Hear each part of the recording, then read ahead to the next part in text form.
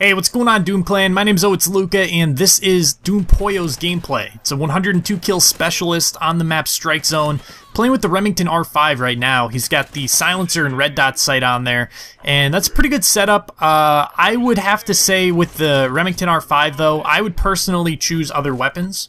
And that's not to say that this is a bad gun, or if you like it, you shouldn't enjoy it. But for me, I've always found that the Honey Badger, the SC-2010, and thinking of another one, the AK-12. I've always felt like those were better guns just all around than the R5. Though I have gotten a Chem Strike with the R5 already, so it's not a completely terrible gun. It's not like you can't like it or use it or do well with it. I would just not personally recommend it to people unless you're kind of looking for just a different gun to use or some sort of challenge, like you're trying to get a Chem Strike with it or something like that. So he does switch weapons. He switches to the FAD about halfway through the game, and with that he's using the silencer and extended mags, which if you guys have not used the FAD, it's a very good gun. In my opinion, it's better than it was in Modern Warfare 3, and if you put extended mags on there like he did, it gives you like 63 bullets in the magazine or something like that. Something ridiculous like that. So it's a very good all-around gun as well. Again, it might not be one that I would initially recommend, but if you guys are looking for some interesting guns to use, he definitely did switch it up with the weapons in this gameplay. Now, you'll see he's on a specialist bonus right now, but unfortunately, Pollo does not get the Chem Strike in this game. He gets very close about 2 times, but unfortunately, you guys will see most of his deaths, and I did cut out a lot of his deaths because he did die a lot. He was rushing around, trying to play the objective a lot of the time, and was getting killed off of flags and stuff like that, but a lot of his deaths were from IEDs, from frag grenades. At one point, the enemy team got a Chem Strike and a care package. Just things could not go right for him, and most of the reason why was explosives. This team loved explosives. I don't think I kept it in here, but at one point in the gameplay, he walked through like a minefield of IEDs. There was just explosions going off everywhere because his team was just tossing them all over the place. So these guys were not very good players, but they definitely set up a pretty big challenge for him to try and get a gameplay like this. Unfortunately, he was able to finish it. Now, one thing that I will note about the gameplay is his team does lose by like 20 points, and it's kind of unfortunate, but honestly, in watching this full gameplay, he did pretty much everything that he could to get on flags, to protect flags, and it was just kind of tough. Like I said, the way the enemy team was playing, they were kind of posting up a lot. They were putting down IEDs. They were throwing, multiple explosives at him. They were head glitching. I mean, anything they could do to keep him off of a flag, they were doing. And so it was kind of unfortunate that they did lose this game.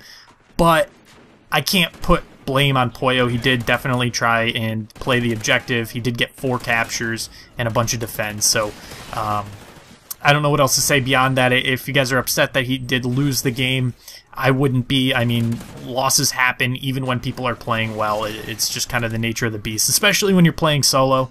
You can't determine the outcome of the game by yourself.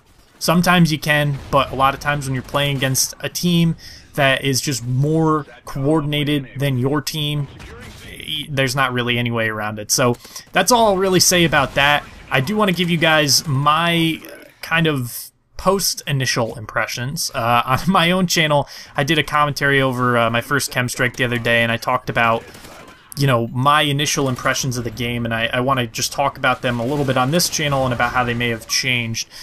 Basically, my initial impressions of this game were that it was good, that the gun balance was pretty solid, I would have to say. There's not really too many overpowered weapons. Some people say the MSBS. I'd say that that's not necessarily too overpowered. It is a little bit, in my opinion. I don't think it should one burst that much. But, who knows? Maybe they'll patch that gun. But I don't think it's necessarily like a game breaker or anything like that. So far, we haven't really run into any target finder like things, or anything that's really super annoying to run up against. And so I have to say that's a good thing. I mean, the fact that it's been 5 days now, 4 days, 5 days, and we haven't run into anything like that is definitely a good sign. Usually things like that will start to pop up at this point, and they haven't. So that was one big thing. The second big thing that I noticed was the hit detection in this game. It's phenomenal. It's amazing. It's way better than Modern Warfare 3, and there were some people when the game first came out and they were like, oh, this is the worst Call of Duty ever, blah, blah, blah, blah. I highly disagree, and the one reason why I would disagree is because just on connection alone, I think this game is better than Modern Warfare 3, Black Ops 1, and Black Ops 2.